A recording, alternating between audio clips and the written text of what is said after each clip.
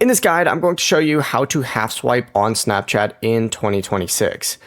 This is Aiden from JustBoz, and before we get into this guide, make sure to like the video and subscribe to the channel with all notifications on. It really does help with the channel and it lets us know that you want more content like this, so we greatly appreciate it. If at any point throughout this guide you did have any questions, just ask them down in the comment section below and we can help you out further. I'm going to be doing my best to reply to every single comment down there.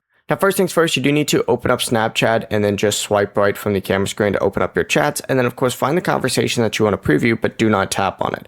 Instead, press and hold on the person's Bitmoji, and you essentially just need to swipe. Oh, not that. Swipe a little bit over to the right, just like so.